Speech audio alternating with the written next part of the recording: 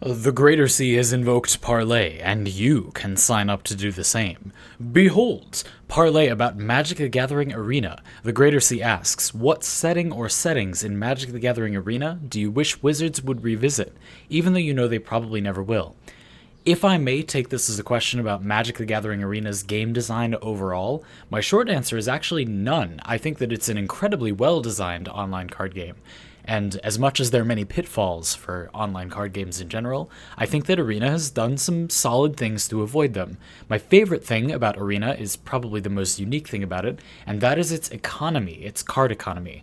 So many card games, like Hearthstone for example, have a system where they. Oh, here comes a sneeze. Hope I feel it.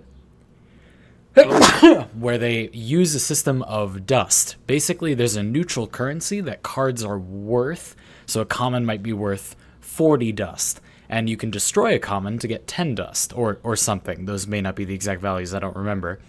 So you can destroy commons you have to make commons you want, but you need to destroy more cards than you want. So if you want a common, you can destroy any 4 commons to get that. That's the idea.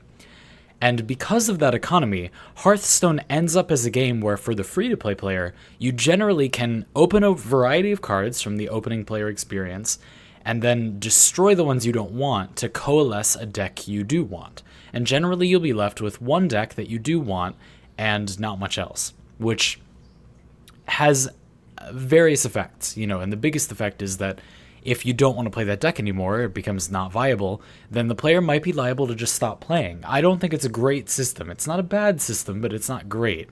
In Arena, instead, you don't have that system where you can destroy cards, and instead, once you've opened 4 of a card, which is the maximum you can play in a constructed deck, you won't open that card again in packs, and if you pick it in a limited format like Draft, then you get a wild card, and that wild card can be exchanged for any card of that rarity. So let's say that I have 4 Squadron Hawks, which is a common, and I pick one in Draft.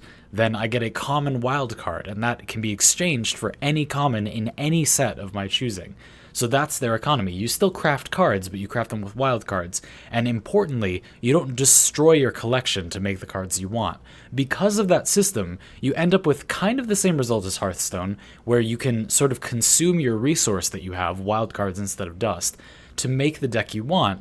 But instead of it being that you have no other cards, you now have a smattering of other cards that make several incomplete but somewhat functional strategies. You could make quite a few other decks, they're just not quite as high quality, right? So because of that system, Hearthstone puts you in a place where you might feel like quitting if your deck isn't good anymore, but Magic Arena says, oh, you're so close to having this other deck. Why don't you just open a few more cards, earn a few more cards? And that's really good. I think that's a really solid choice, where it makes the player feel like they have options, and they want to earn all those options and take advantage of all that stuff, and you get a rare card and you feel like, Magic feels like this anyway, but you get the idea, right? I love that. I think that's really solid.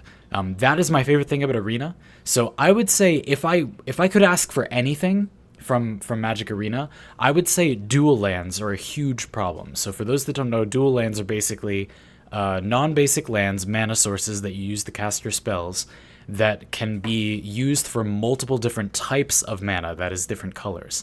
And they're very important because they lead to consistency and allow you to play multiple different colors. They're very important.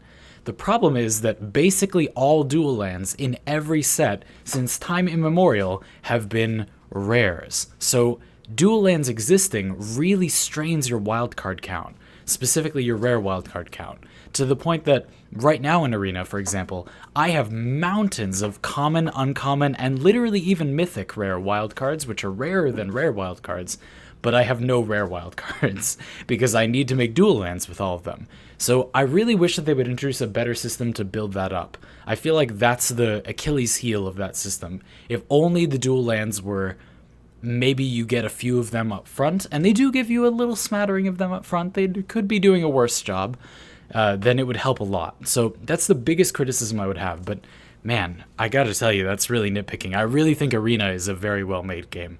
But if I had to say anything, I would say the game's one weakness is the way dual lands interact with it. Now, in Paper Magic, they're expensive, but you can just buy them. You're not using a limited resource.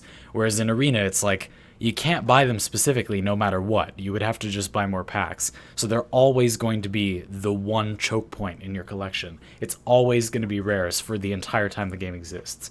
That's a problem. They could give you more rare wildcards. They could give you more dual lands. There could be any number of solutions, but I really think there needs to be something. I've been Zandy, and I want to thank the Greater Sea once again for their support and their excellent question. Now, if you'll excuse me, I have something to take care of, or someone I should... Ooh, baby! Cut his head off. Hoo!